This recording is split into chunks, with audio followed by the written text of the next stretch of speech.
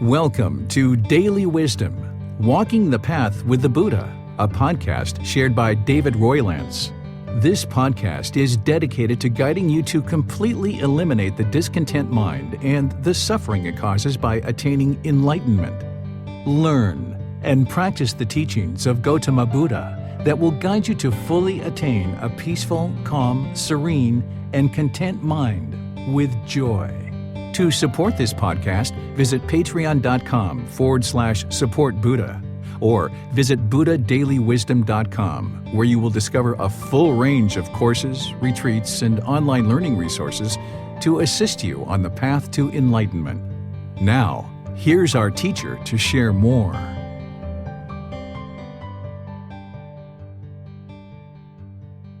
Sawadee Kap. Hello and welcome to Daily Wisdom, Walking the Path with the Buddha. Today is our group learning program, and we're going to be doing guided breathing mindfulness meditation together. This is the part of the group learning program for where, from this point forward, we're going to be rotating between breathing mindfulness meditation one week and loving kindness meditation the next week. And then I'm going to be opening up at the end of each meditation to just any and all questions that you guys have. Because over the last 3 months, I did a 4-part series on breathing mindfulness meditation, helping students to build that up. I did a 4-part series on loving kindness meditation, helping students to build that up. And I did a 4-part series on Buddhist chanting, helping students to build that up. So now we're just going to be implementing this every single Wednesday with breathing mindfulness meditation one day, and then the next week we're going to be doing loving kindness meditation. And then any and all questions that you guys have, just random questions that could be about anything and everything, whether it's meditation or the path to enlightenment or certain struggles or challenges that you're having, you can always come on Wednesdays and ask any and all questions that you like. I won't actually be presenting any particular topic because it's just going to be doing meditation together, and then we're going to open up to any and all questions. So welcome to all of you, whether you're joining for the first time or you're joining regularly. If you'd like to join for meditation, I'm going to start with some chanting to ease us into the meditation. You guys are welcome to join along in this. Then I'm going to come in with some guidance for the meditation. Then there's going to be that long period of time where it's just quiet and we're meditating together. Then we're going to come out of the meditation with some more chanting.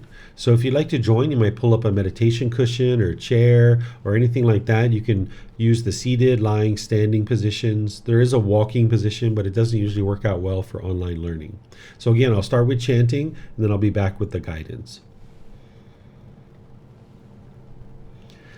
Arahang Samma Sambuddho Bhagava Bhutang Bhagavanang Apivateyami Savakato Bhagavata Dhammo Dhammang Namasami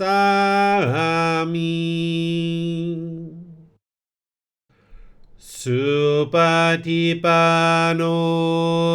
Bhagavato Sāvaka Saṅkho Saṅghang Namami Namo Tassa Bhagavato Arahato Samma Sambuddhassa Namo Tassa Bhagavato Arahato Samma Sambuddhassa Namo Tassa Bhagavato Arahato Samma Sambuddhassa Iti piso Bhagava Arahang Samma Sambuddho Vicacaranang Sammuno สกาโตโรกาวิตุอนุเตโรปุริสาดามาสติสตาตาวามนุสนังโพโตภาควาติ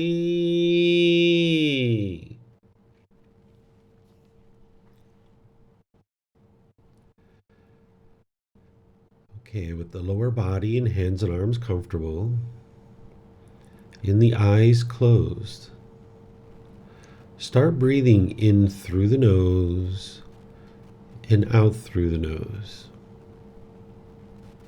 Here you're just looking to establish the breath, a nice, natural, steady, consistent breath. Not forced or controlled, just a gradual inhale through the nose, experiencing the full breath. And then whenever you're ready, exhale out through the nose. Breathing in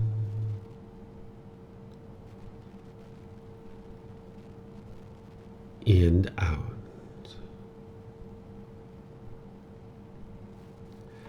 Breathing in and out.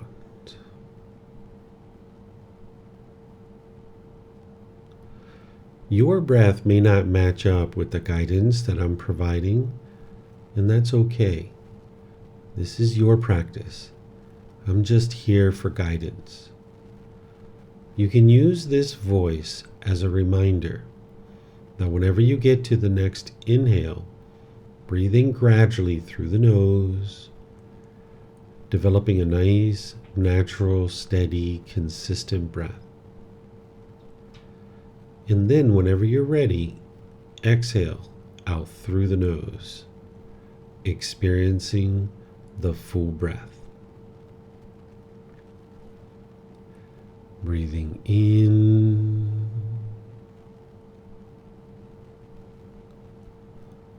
and out.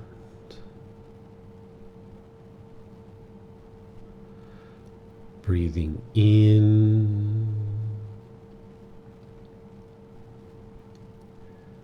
and out.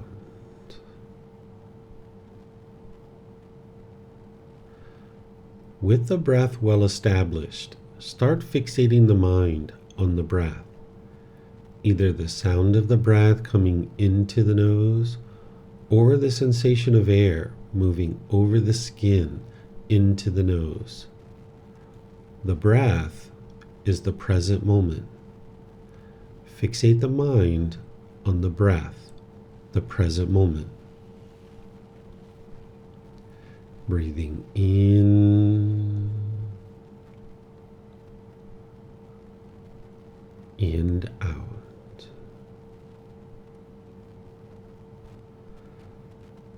Breathing in and out.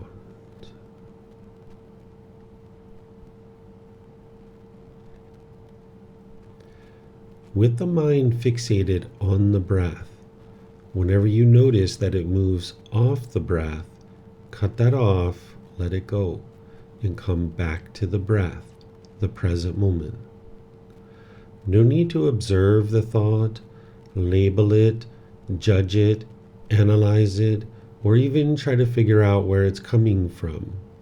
Whenever you notice that the mind is moved off the breath, cut that off, let it go, and come back to the breath, the present moment. Breathing in and out. Breathing in and out.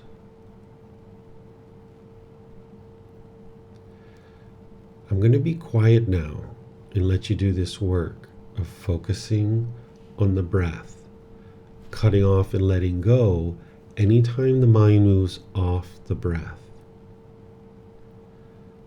You have nowhere to go. There's nothing to do. No one needs you right now. This is your time to focus on the breath. Breathing in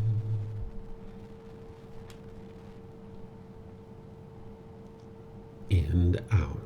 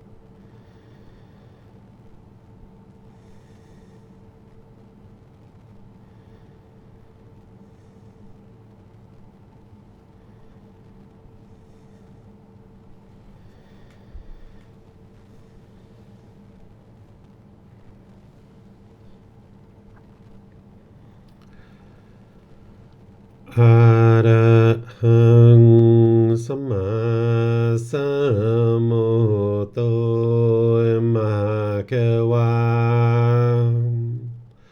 พุทธังมหาเขวันนังอภิวาเทมิ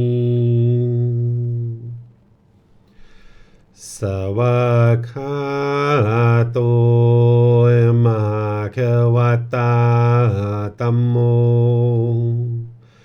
ธัมมังนามัสสามิสุปฏิปันโนมหาเขวโตสาวกสังโฆสังฆังนามามินับโมตัสสะภะคะวะโตอะระหะโตสัมมาสัมพุทธัสสะนะโมตัสสะภะคะวะโตอะระหะโตสัมมาสัมพุทธัสสะนะโมตัสสะภะคะวะโตอะระหะโตสัมมาสัมพุทธัสสะอิติปิโสมหาเขวาอะระหังสัมมาสัมพุทโธวิจาจารนังสัมมโนสกขาโตโรกาวิตุอนุเตโรปุริสานามาสติสตาตาวามนุสนังพุทโธภาควาติ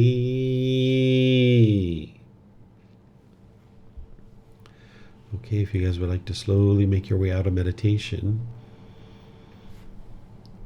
Once again, welcome to all of you guys. Welcome to our class today, whether you're joining for the first time or you're joining regularly. This was a guided breathing mindfulness meditation session, and this is meant to help you cultivate mindfulness or awareness of mind, as well as concentration. These are wholesome qualities that the mind is cultivating as part of the mind's training with meditation. And you're also training your mind to eliminate craving, desire, attachment, training the mind to let go, let go, let go. And this is helping you to be able to eliminate all your discontent feelings, which is what the enlightened mind would be experiencing. The enlightened mind would be experiencing the peace, calm, serenity, and contentedness with joy because it's eliminated all its anger, sadness, frustration, irritation, annoyance, guilt, shame, fear, stress, anxiety, loneliness, boredom, shyness, resentment, jealousy. All these feelings in others are eliminated through eliminating the causes and conditions that are producing it, namely that craving, the desire, the attachment, the longing, the yearning, wanting things to be a certain way. So what I'm going to do is open up to any and all questions that you guys have. If you have questions, you can put that into Facebook, YouTube, or Zoom in the comment section. I'll be able to see that. Or if you're in Zoom, you can electronically raise your hand and ask any and all questions that you like. Okay, it looks like Yusuf has a question. Go ahead, sir. Hello, Teacher David. Is my voice clear? Yes, it is. Okay. I would like to ask about when I face a certain situation, then I think about it, then I think that I have reached maybe the truth about this situation, like the solution or the answer, but I am still not sure. Do you think it is better to ask you for confirmation or to just like put my mind in this solution and see if it works or not? What do you think is better? It's up to you. You can do that however you like. Sometimes students will ask ahead of time in order to confirm before they move forward with practice, or sometimes they'll just move right into practice. There's not just one way to do that. Okay, so if there is no different, then I will ask for confirmation. I faced a little bit of challenge in understanding how to change the craving into an interest, our goal. For example, yesterday I get in my car and took it out of the garage, then saw a girl in the street. I thought came to my mind saying, let me tell her if she wanted a ride. I don't know the girl, but just to tell her that. Then I said to myself, is this a craving for girls, or is it just like an interest, like in getting to know her or something? So I am not sure if this is an interest or a craving. I can't tell the difference. Did you end up offering her the ride? No. Okay. And when you didn't offer the ride, what feelings came to your mind? Nothing, I guess. Nothing? Yeah, I guess. If you would have offered her the ride and she would have said yes, what feelings do you think you would have experienced? The ego will feel happy.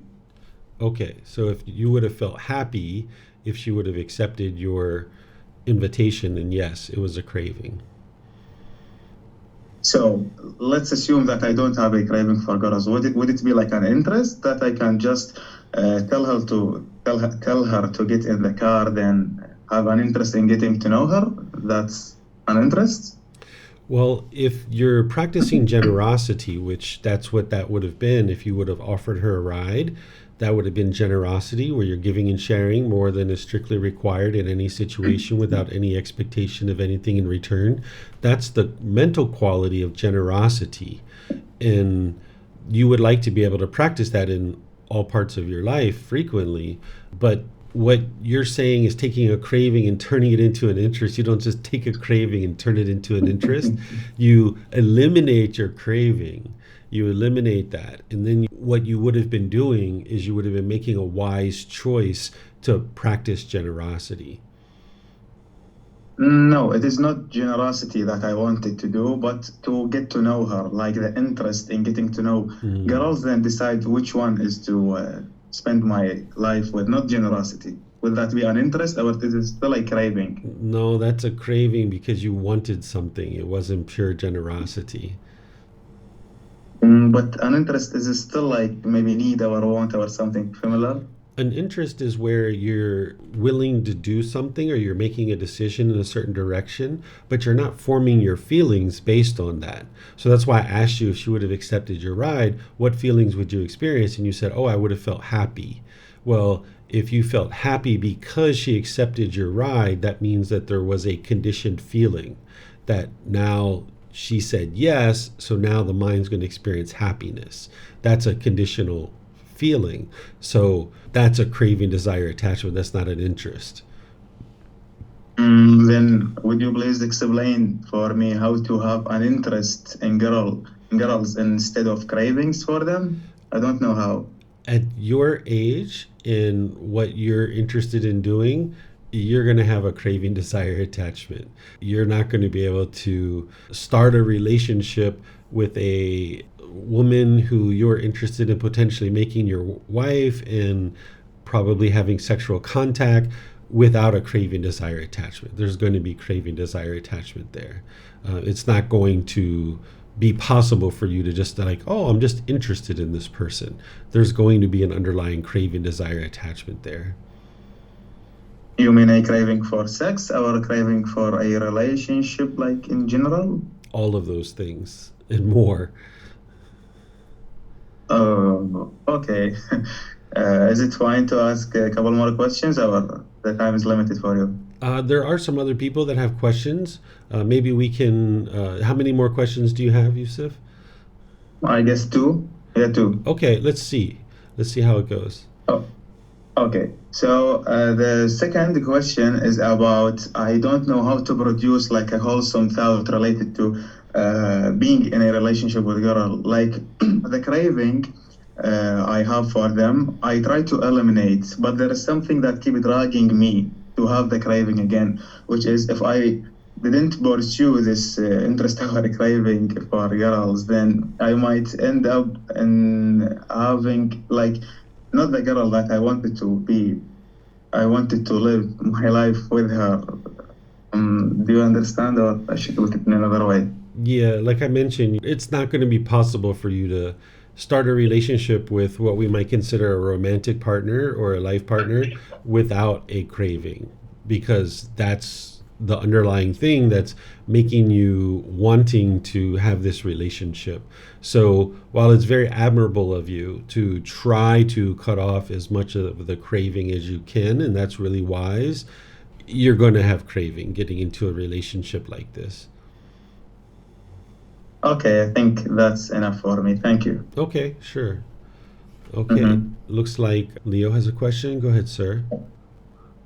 Yeah, thank you. I just would like to have a bit clarification here. Today, my mom came to me and said that after work, and she said that she is frustrated about something, and she wants to tell me that because we want to go next December on vacation skiing, and we are like 12 people, and it was difficult for her to find an apartment. She was looking a lot for that, and she found an apartment, but now this woman or this person canceled the apartment, the person who this apartment is for, and so yeah, she wanted to tell me that, and I thought in this situation that okay, she might have. I think she's in a bad mood, so I was trying to move this conversation to a later point, because I also had to go to the city. So I told her, hey, I would like to go to the city now. Let's talk afterwards. What do you think about this? Is this a good way to do that, or is it more that if this person is in a bad mood because of me, then I should step away?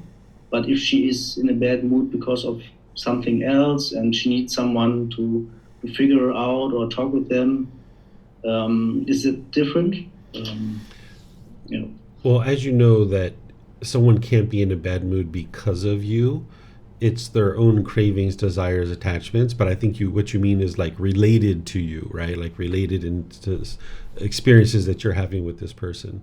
If you're in an experience with this person and they're becoming grumpy and irritable and having a bad mood because of, I don't know, let's just say you left your clothes in your room and your mom wanted you to do the laundry, right? And you didn't do the laundry, and she was getting a bad mood with you because of the laundry that you haven't done. In that situation, it doesn't make sense to talk to her while she's in a bad mood. That would be unwise. It's better to step away, wait a few days, and then talk another time.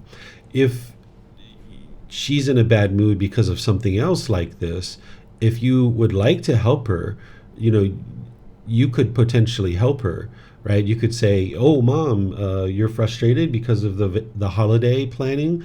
Is this something that you would like my help with? And if she says, yes, I would like your help, say, okay, would you like to discuss this and I can help you to understand it? And then she's going to say yes or no. And if she says no, then you say, okay, well, I'm headed off to the city. And, if you need my help, if you ever need my help, just know that I'm here to help you, right? And if she says, yes, I would like your help, then you could help her, right? But if you do have something to do and you're leaving, instead of saying, I'm leaving now, I can't talk, one of the best things to do in these kinds of situations, because if their mind is craving and holding on to you, one of the best phrases you can use is something like, hey, Mom, I realize you would like to talk right now. I do need to go somewhere. Would it be okay with you if I step away and I need to go for a couple of hours, but I'll be back later and we could talk later? Would that be okay for you? Right? Because what you're trying to do is you're trying to get their mind to let go of any potential clinging or craving that they may or may not have. Because you don't know in this situation whether she's really craving to talk to you or not, or clinging. So this is a common phrase that you probably heard me use when you were here in Thailand, that I would check with people like, hey, would this be okay with you if I did it this way? I'm still going to do things my way regardless, but I'm just kind of checking in with this other person to make sure their mind has released so that they don't have the opportunity to get grumpy or irritable because of a craving or clinging being triggered. Okay. So actually, in this, I said to her, I think I would somehow, I don't remember how I said it, but I want to do this in the city. I would do it now, and we can meet afterwards. And but the thing was that it was at the break time. So she told me, "Oh, you can't go there right now because they closed." So then I was in the situation. Okay, so now I will talk with her. So then I sat down with her and we talked, and it actually was okay. But I felt a bit uncomfortable because I was unsure in the situation. I thought she's in a bad mood.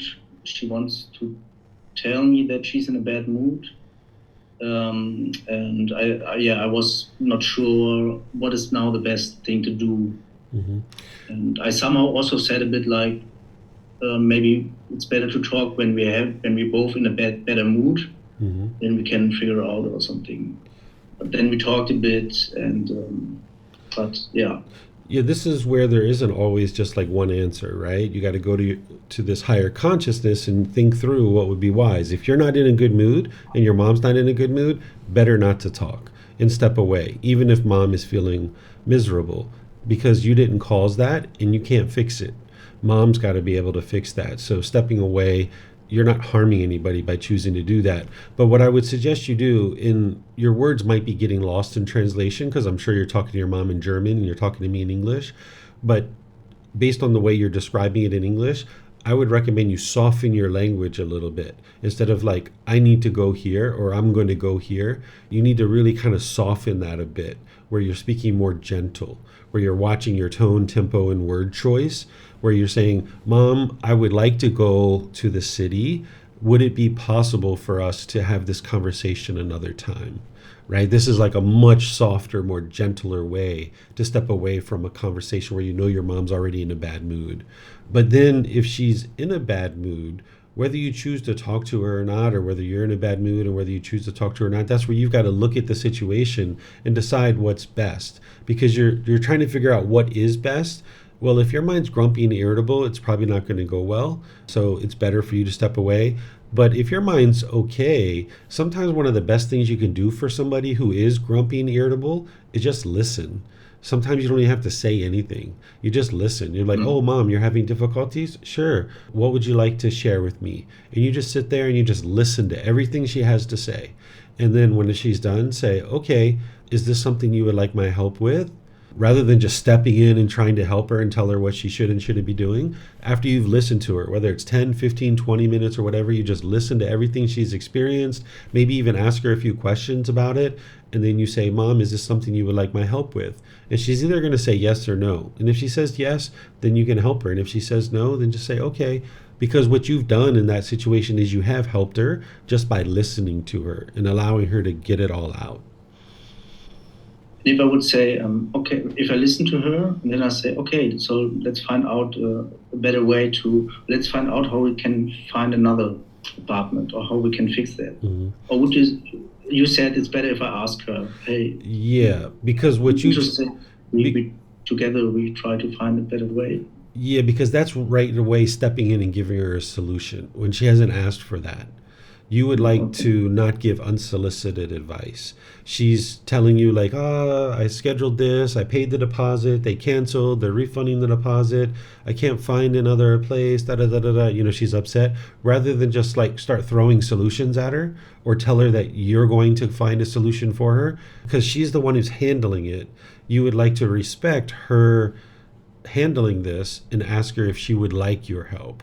Is she interested in your assistance? And then she's either going to say yes or no, because you're not interested in just stepping in and starting to do things without your mom agreeing. Whether it's your mom or anybody else, even if it's just a friend or a coworker, you would like to be sure that this person is welcoming your support and your help. Okay. Actually, we both were looking for this kind of apartments. She was doing it a bit more than me, but yesterday also we talked about, and we had two two different apartments, and we choose this one, which now is cancelled. But it's the same, right? It's the same. I still should ask her, even when I was also involved in this kind of searching and stuff. Yeah, because the problem that your mom is experiencing is not that the apartment got canceled. You finding her another apartment isn't going to solve her problem, right? That's not the true problem. The true problem is she's having craving, desire, attachment, right? The problem is she's frustrated. The cause of that problem is her craving, desire, attachment. And if you really would like to help mom, this could be an opportunity for you to talk to her about how she's craving permanence and how she's really wanting and expecting this to be a certain way. And if she's not interested in that conversation, best to not have it and just focus on getting her the apartment if that's what she's open to. But you need to allow her to give you the green light in the open door to be able to do this. The last thing you're interested in doing is just stepping in and starting to make decisions for somebody and giving them something that they really aren't interested in you helping them with. Okay. Yeah, thank you for your guidance here. You're welcome. Just a small question. Can chronic pain be eliminated to the Buddha's teachings? In my opinion, the answer is yes, but it really depends on what type of pain and why. Because I used to have a lot of back pain, and it's very minimal now after having trained my mind. I still experience it very rarely, but here and there I experience it, and I know that was from training the mind. But if somebody has like a herniated disc, right, and there's pressure between the vertebrae and the spine, you're not going to just eliminate that through training the mind. But what you will be able to do is through training the mind, you won't have that mental anguish that oftentimes goes along with physical pain. So any kind of physical pain that an enlightened being is experiencing, it's very minimal and very muted compared to when they were in the unenlightened state. So they're not going to be able to get rid of their pain 100%, but they will be able to get a better relationship with this pain where it's not so intense because their mind isn't having craving, desire, attachment. Because what happens when you're experiencing physical pain as an unenlightened being is you experience the physical pain, but then because the mind is craving permanent comfort, the mind experiences mental anguish and painful mental feelings because of the physical pain, right? So now the physical pain is heightened because you're not just experiencing the physical pain, you're experiencing the mental pain too. By the time you get to enlightenment, you're only experiencing the physical pain. You don't experience the mental anguish. You know that the pain's there, but you don't have a craving for permanent comfort of the body. So there's no mental anguish whatsoever. It's just a very muted, minimal physical pain. And I think I've shared with you that in 2019, I had a motorbike accident and I cracked my rib. And I got rushed to the hospital on an ambulance. I couldn't move my arm, had all kinds of other problems. They were x-raying me. They kept me in the hospital overnight. They ended up giving me a urinalysis, a drug test, because I was so joyful through the whole experience. Like at the very beginning, within the first 2 hours of being at the hospital, they did a urinalysis on me because they thought that I had been using drugs or alcohol because I was so joyful. When I had this cracked rib, I was supposed to be in pain, in agonizing pain, but I wasn't. So they even brought the police in, and the police talked with me to see if there was any impairment or anything like this. And I thought it was comical. So this is what you can experience, especially in a Western world where those doctors and nurses don't understand how the mind can be trained to this point where you can have something as significant as a cracked rib and still be joyful and not be in agonizing pain. Okay. Yeah, thank you. Mm-hmm. I would like to ask one more question. Mm-hmm.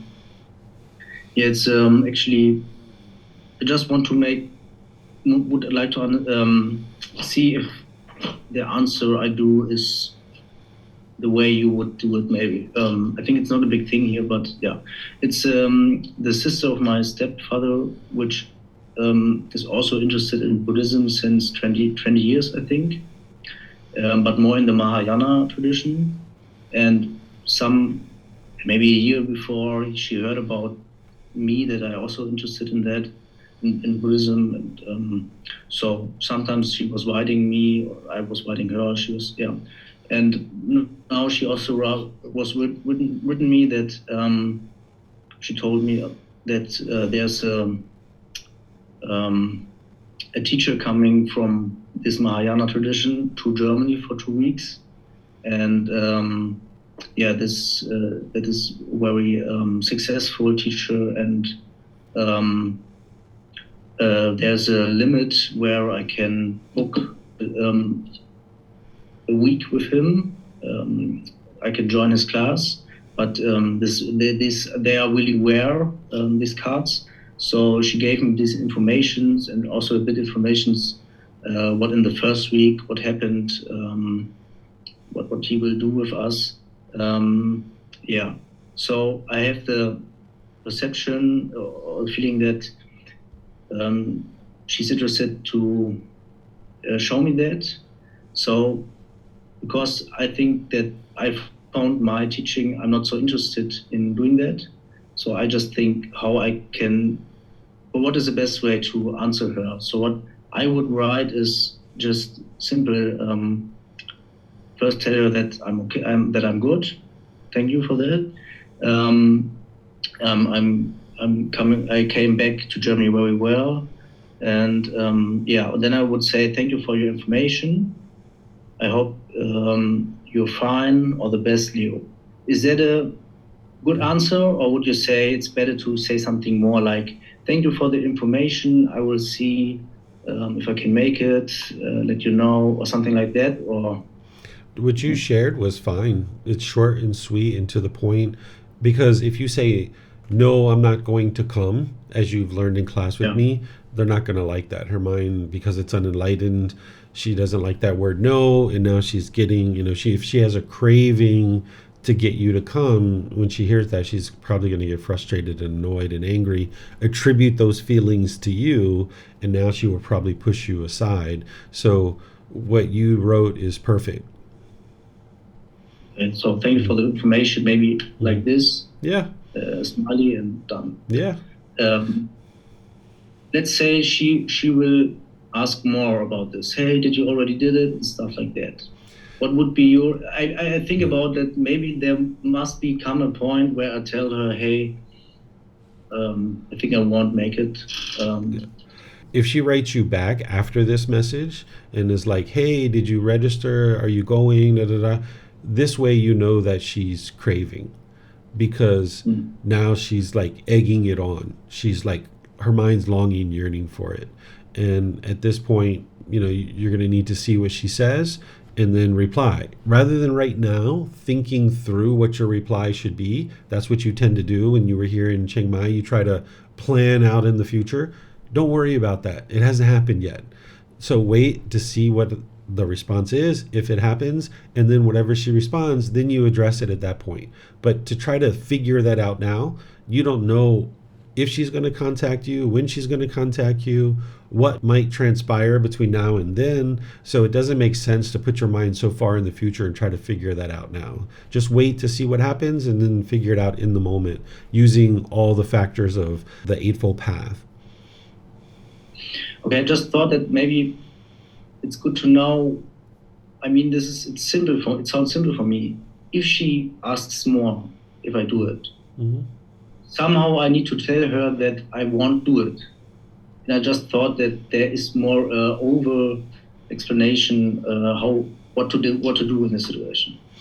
I mean, it depends on how far you would like to go with it, right? You could say something like, I know that Mahayana tradition is something that you're really interested in, but based on my experience, it's not the original teachings of the Buddha. There's a lot of rites and rituals and ceremonies and worship, and this isn't something that I'm into. So while I appreciate your offer and you thinking about me, this is something that I wouldn't do because I understand it's not the teachings of the Buddha.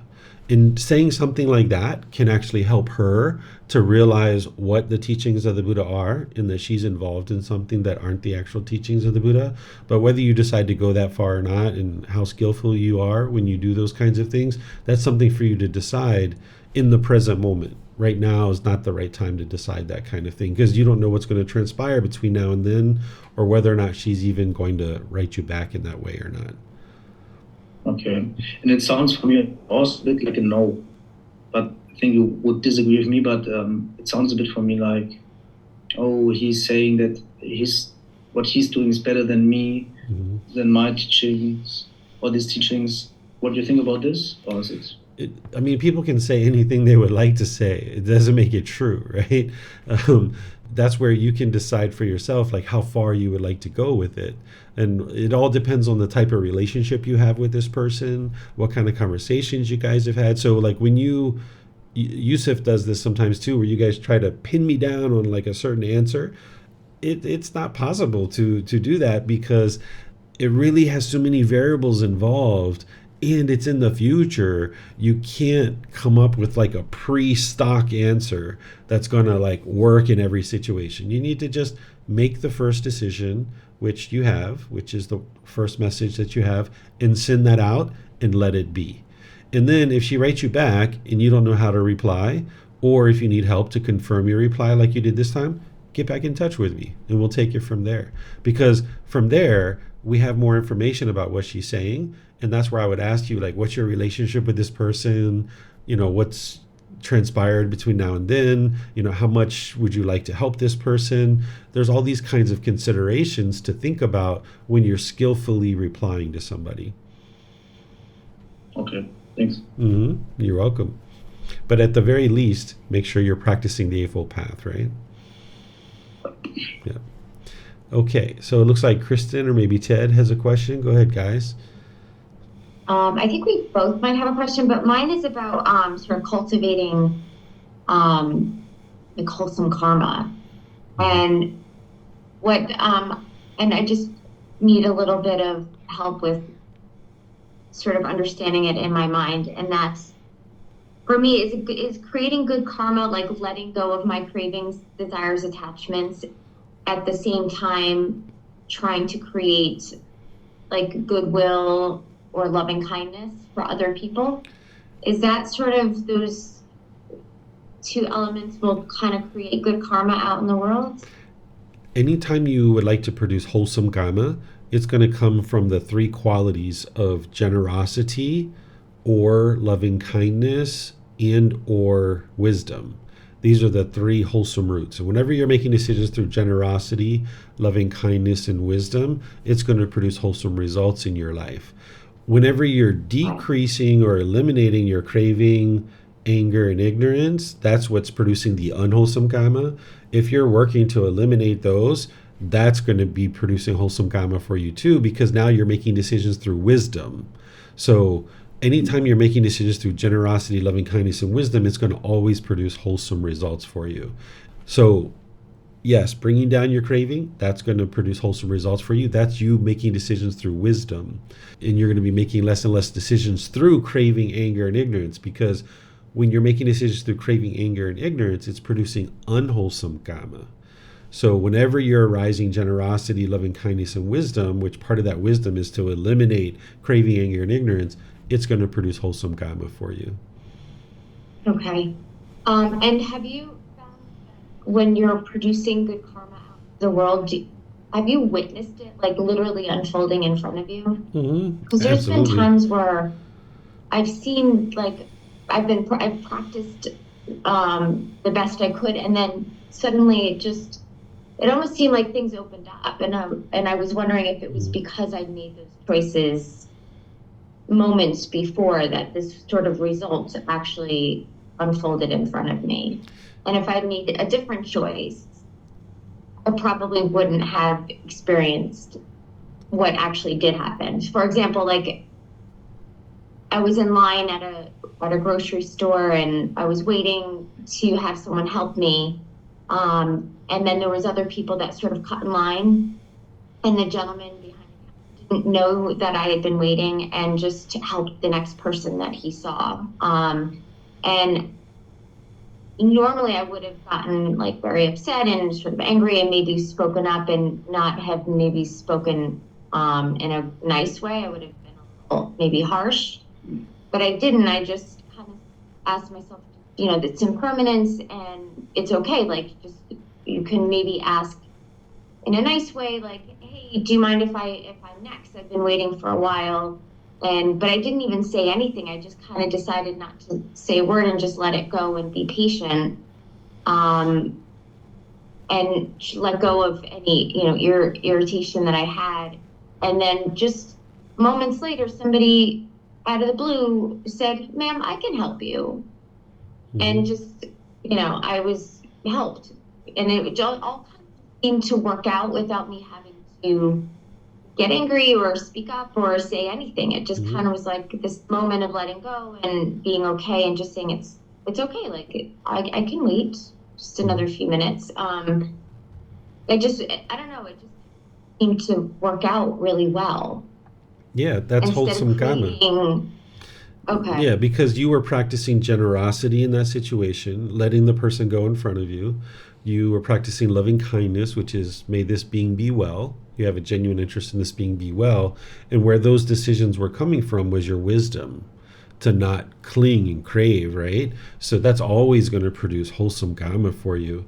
That doesn't necessarily mean someone's going to magically open their cashier, right? That's not the way that's going to always happen. But at the very least, even if that didn't happen, at the very least, you would have left the grocery store happier and more cheerful, right? And that's wholesome karma. Okay. Thank you. Mm-hmm. Did you have a question? I just have a comment, David. It's pretty mind-blowing how much sense this makes. Not necessarily making it, but it makes so much sense. Mm-hmm. The cause of my discontentedness and the action of good. I'm going to say karma because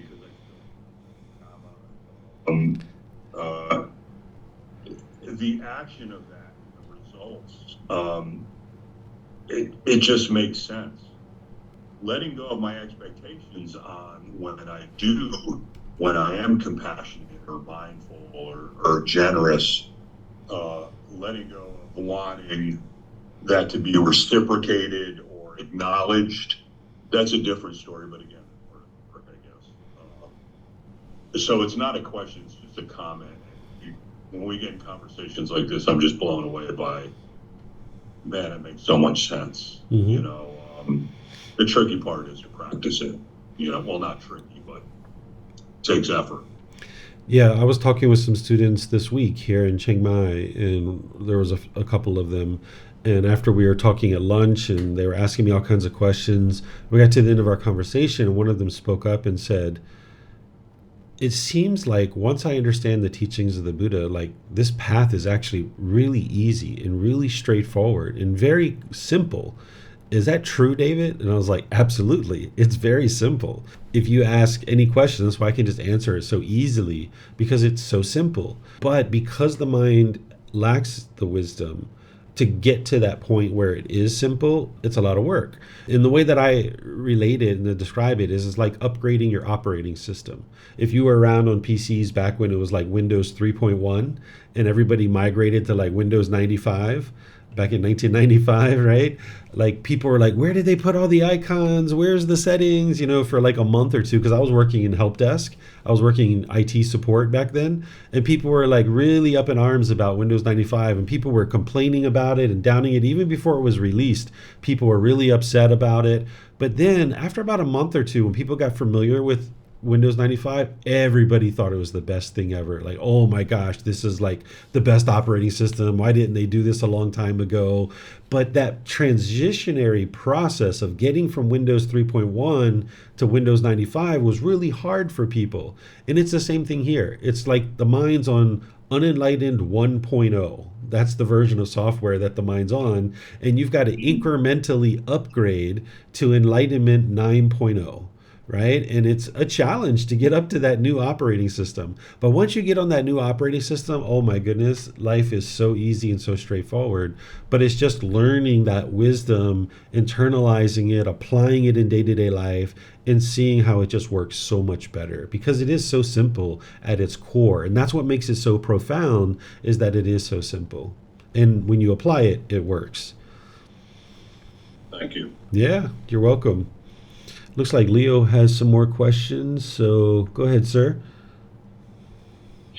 Yeah, thank you. Also, a question about karma. A random question. Many Nazis were not prosecuted after the Third Reich. Some of them were even offered a higher or a high position in the politics, for example. But when I understand it right, then these people still were experiencing their karma.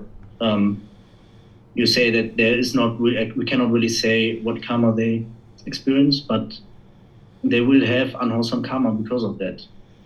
Maybe in the next life, how I can understand it, because of course at first seems like, oh, these people they are really lucky. They maybe were involved in bad things when they were Nazis, but afterwards they got higher positions in the politics. The people needed them because they had knowledge, and they got old, and nobody.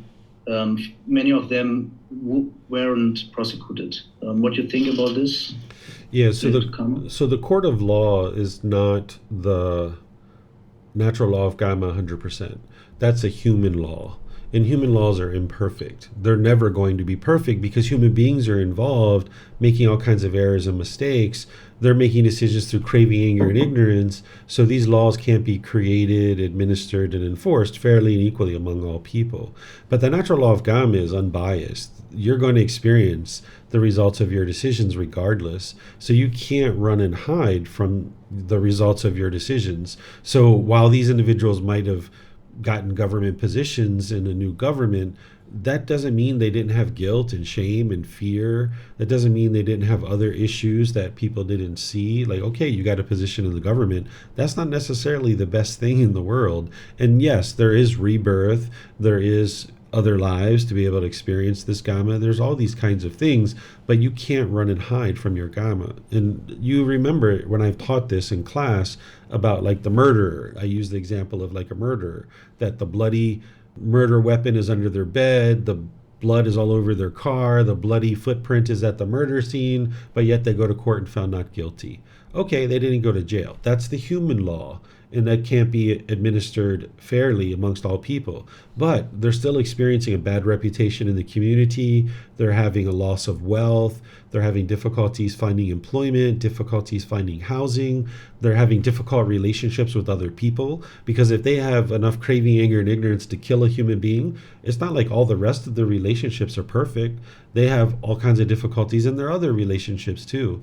So there's all kinds of consequences. It's not just going to jail that is determining whether or not you're experiencing your karma or not. There's a whole host of other aspects of what they experience as part of having participated in making decisions that are leading to unwholesome results. So if somebody was part of Nazi Germany, and let's just say they killed a significant number of Jewish people, they had to have a certain amount of craving, anger, and ignorance to do that. And they're going to experience the results of having done that. And you're not necessarily going to be there to see it when it's happening, but they're going to experience it. It's just a matter of time. Okay, for me, it would be also interesting, for example, if a person kills someone with their bare hands, they are, right, this is, I can imagine that this person might have a lot of guilt afterwards. And a person, for example, Nazi, who because of him, millions of Jews died, but he didn't do it by his own act, right? He just ordered, told these people, soldiers, hey, kill all this village or whatever. Where's the difference in this karma? I mean, both have guilt, but the one person did it by their hands. Will there be a difference? Even if both people killed with their own hands, there can be a difference. This is the discourse that the Buddha gives on the lump of salt. Okay, so let's just say we have a lump of salt. The lump of salt represents the unwholesome karma. There's one bowl of water, and you put this lump of salt in the bowl of water. Is the water still drinkable? Yes or no? Yeah. So you have this big lump of salt, and you put this lump of salt in a bowl of water. Is the No. it's not drinkable, right? If you take that same lump of salt and you put it into a river, is that water still drinkable? Yeah. Right. So the water represents the wholesome karma that someone has done in the past. So if you've got someone who is, say, addicted to drugs, stealing, shoplifting, stealing cars, robbing banks, committing all these offenses, and now let's just say they steal a candy bar from 7-Eleven, that person is going to experience the karma of stealing that candy bar very different than this other person who's an upstanding citizen in the community and who has produced all kinds of wholesome karma, and now they steal a candy bar. So both people stealing a candy bar, they're going to experience this karma very differently. The lump of salt is the same, but the amount of wholesome karma that they've generated in the past is different. That's the bowl of water versus the river. So you can't take a situation where you say, this person ordered the killing, this person actually did the killing, what's the difference in their karma? You can't say, because they're going to experience it differently. Even if they did exactly the same act, they're going to experience it differently. And this is where not only does the Buddha give this discourse, but he says, if you tried to understand the exact result of karma, it would lead to madness or frustration. So we can generally understand that, and the Buddha shares this, that if you repeatedly kill over and over and over again, you're going to have a shorter lifespan. And the reason why we know that is because we can look at it and see for ourselves. In situations where people repeatedly kill, they tend to have a shorter lifespan. And where this comes from is that if you're out there killing, people are going to be interested in killing you. But also, there's a certain amount of stress and anxiety in the mind of someone who's repeatedly killing. And now that puts pressure on the lungs, the heart, the other organs, and now this person's going to live for a shorter period of time because they have more stress and anxiety and difficulties within their own mind, because the mind's the boss, the body's the employee. So when you're trying to delineate it down to this level of detail that you're trying to talk about, if you continue down this path, the Buddha shares that it would lead to madness or frustration. Okay, just try to figure out that if someone is doing something more worse than another one, let's say this person, it's the same person.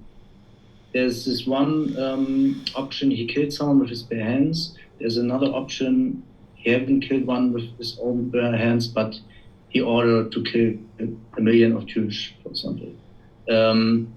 If there would be, it's just interest. If this person, one person would get, I say, more unwholesome karma because of his action. Because also when I think, for example, I had times in my life where I was really stressed, feel really stressed, had a lot of anxiety, but I never killed someone or something like that. Mm-hmm. So that could be also bad for my heart and for my thing. Mm-hmm. Where's there the difference?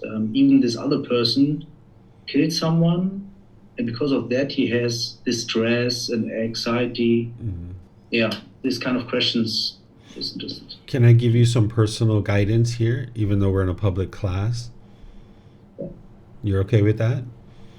Okay. So this is something that you and I have talked about in the past, where typically you'll ask a question, I will then answer it, then you just repeat the same thing that you've already said, and my answer is the same. But you didn't internalize what I said the first time. You didn't really perhaps listen or internalize or understand it. And now you're circling back with the exact same thing that you asked before. And this is like a pattern that you normally do, is like you'll ask a question, I'll answer it, then you'll ask the same exact thing again, but I've already answered it. So you need to be able to listen with what I'm sharing so that you can internalize it and think about it and reflect on it, rather than just come back with the same exact thing again. Okay. Do you remember we talked about this? Same exact thing, yeah. Okay. Yeah, because the answer is the same, right? It's the lump of salt, right? The karma is always going to be experienced differently by different people, and the exact result of karma, if you tried to understand that, it would lead to your madness or frustration. You got to be able to listen to the answer that the teacher is giving and then internalize that, learn that, reflect on it, think about it, and then follow up with some additional questions if you need clarification on the answer that I provided. Okay, I see. Yeah.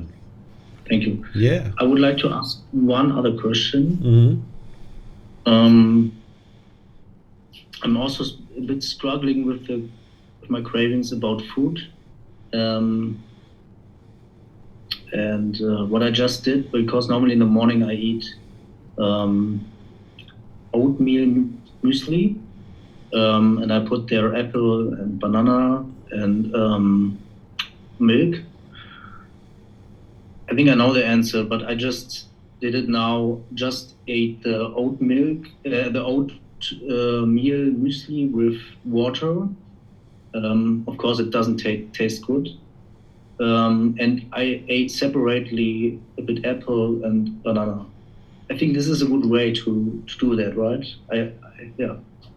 If you're noticing that you think you're attached to the combination of that and the flavor that's involved, then yeah, you can separate it out like that to train the mind that the purpose of this food is not to please the tongue and please the mind. The purpose of this food is to nourish the body. So you would like to be able to get to the point where you can eat food for the purpose of nourishing this body, and it's not to please the tongue. Once you get rid of your sensual desire and you know that it's not there anymore, and you notice that you're not discontent around food, you can go back to eating any kind of foods. Like you see that when you were here, like sometimes I think you asked me this while you were here, is like, David, why do you eat carrot cake? Or why do you eat chocolate cake? Isn't that a sensual desire? Well, at one time it was. I used to eat a lot of that stuff, but I went probably a good 1 year without eating any sweets and desserts at all in order to train my mind to let it go. And then I slowly kind of introduced it back in as I started deciding that, yes, my mind's no longer attached to this. So what you're doing is fine to be able to train your mind to look at food as just something to nourish the body, but you don't have to always do it that way. You would like to do it that way for a good long period of time to train your mind to eliminate sensual desire related to food. But then ultimately, you'll be able to eat food that tastes enjoyable. But then also when you eat this other food that doesn't have the same taste, you can still be completely fine with that too. You'll know that this food tastes really wonderful and this food doesn't, but the mind is not affected by it. You can still eat it and be just fine. Okay. So best is I do it maybe for a year or for some months until I realize, okay, no problem eating that. Just nourishing the body. Yeah. Exactly. You shouldn't notice any discontentedness when you're eating the food the way you prefer for it to be, or when you eat it some other way. You shouldn't notice any discontentedness, whether it's conditioned pleasant feelings, painful feelings, or neither painful nor pleasant. Okay. And what I also realized is when I eat the apple separately, actually through all my life, sometimes I eat an apple. But I know that I don't really like apples so much. Often someone gives you an apple. Here's apple, it's healthy, so you eat an apple, right? But always I think it's not the best taste for me. So if I would do it now, separately, just eat an apple, I put myself in the situation. But I think you once said also that if I try something more often, I will like it in the future. But I'm not sure if this is possible with apples because I already eat it my whole life. Sometimes. Yeah. So with your breathing mindfulness meditation and with your generosity, training your mind to let go of your craving, desire, attachment, that's going to be gradually working to eliminate that. Then when you see certain cravings like this, where your craving is having you push something away, that's repulsion or aversion, those are the things you would like to bring into your life and actually eat. Right now, you don't like them, and all throughout your life, you haven't liked them because you haven't trained your mind to eliminate this craving. But now, with the breathing mindfulness meditation and the generosity and all the other factors on the Eightfold Path, you're training your mind to eliminate its craving. And now, every so often, you would like to expose the mind to this flavor of the apple so that now it can get rid of its craving and just see this apple as something to nourish the body. Because I used to be the same way. I used to not like apples too. And I had to eat them quite a bit in order to train my mind that it's just food to nourish the body. But it's not going to happen in just 1 week or 1 month necessarily, because you need to build up and accumulate enough benefits from the breathing mindfulness meditation and the generosity to train your mind to let go. And then you're going to need to expose the mind to the apple over multiple situations until the mind has an opportunity to let it go. By the time you get to enlightenment, you won't see apples as being something that you favor or oppose. It's just an apple. I can eat this apple, I can eat this orange, I can eat this pear, I can eat this banana, and it's all the same to me. I have a taste there. I see the different tastes, but it's just... You'll notice that it has a different taste, but there isn't going to be a craving, desire, attachment for one versus the other, and you won't be repulsed by any particular taste. You'll be able to have any particular taste to hit the tongue, and the mind will be completely content and peaceful. But yeah, thank you, David, for the answers. Yeah, you're welcome. Looks like Kristen and/or Ted has another question. David, I do. I have a question about just, I think Leo kind of sparked it in my mind a little bit, and that's how to kind of counter, you know, I've lived my life 50 years old. I've created bad karma. I've made some bad decisions in my life. But I think for the most part, like I generally try to be a good person in the world.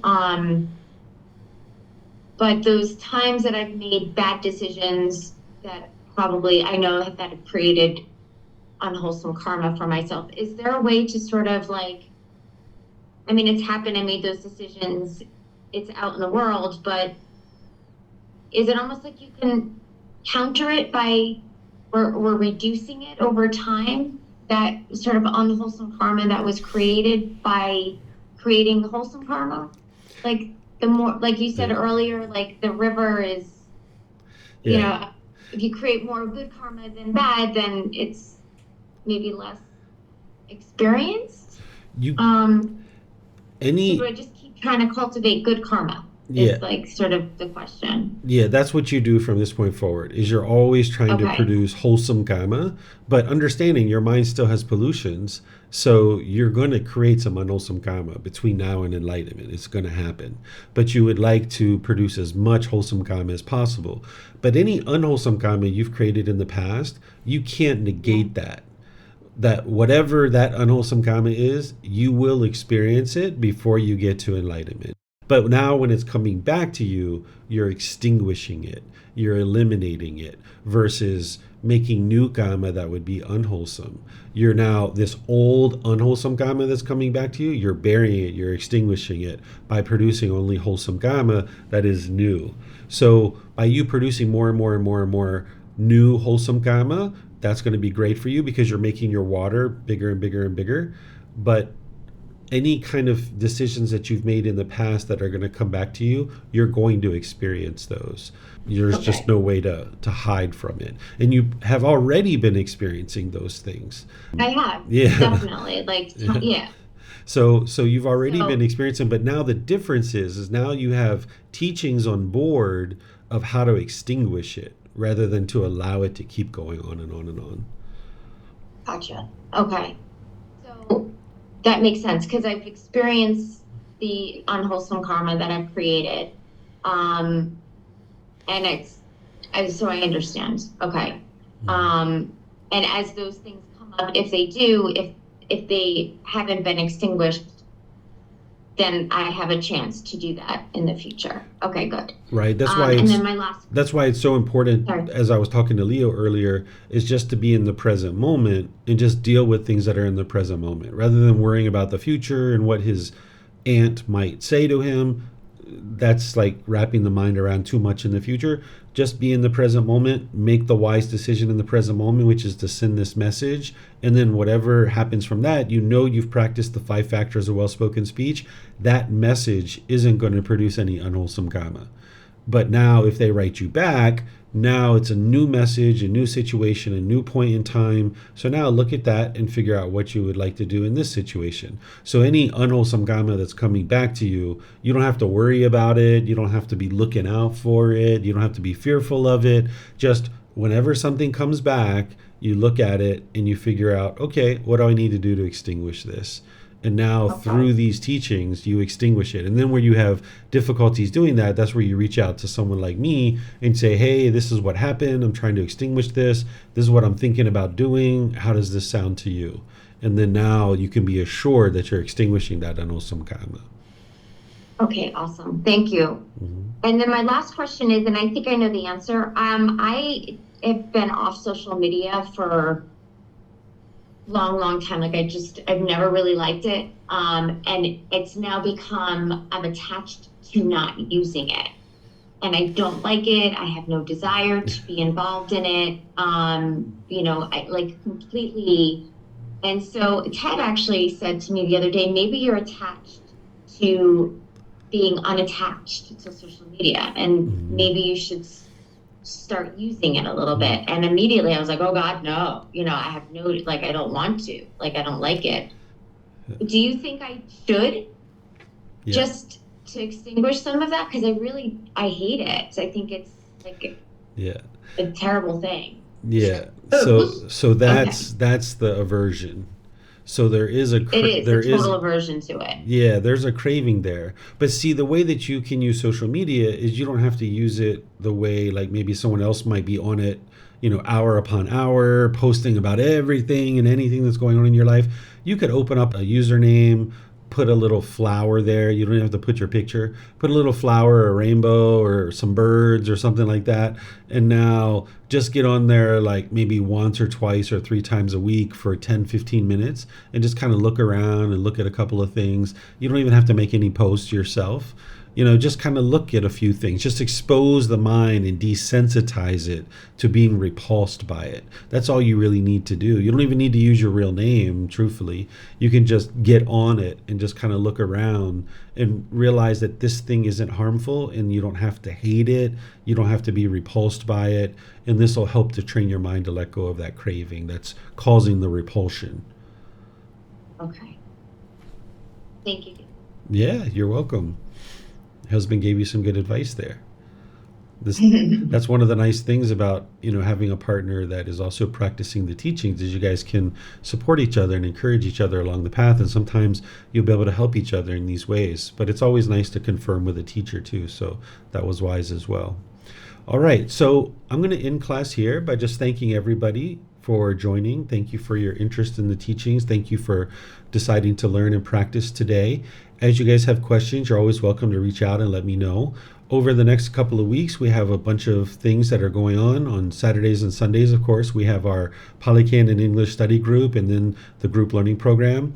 This Sunday, we've got the retreat that's going to be starting. It's developing a life practice to attain the first stage of enlightenment. It's everything that you would need to be able to get to the first stage of enlightenment. So this is a really helpful retreat. And of course, I'm going to be live streaming it. It's going to be recorded. So the first 2.5 days is essentially like all the foundational teachings, but then the last 2.5 days is all the specific teachings that an individual would need to be able to get to that first stage of enlightenment. So that's an option for people who are looking to get into that kind of content at this point.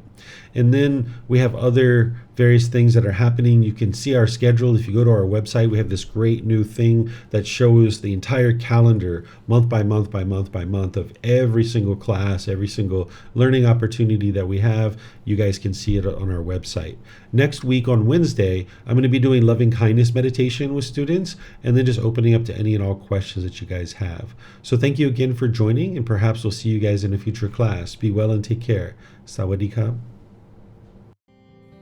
Thank you for listening to this podcast. To provide support for this podcast, visit patreon.com/support Buddha. To access more teachings, visit buddhadailywisdom.com. There, you will discover a full range of courses, retreats, and online resources to assist you on the path to enlightenment.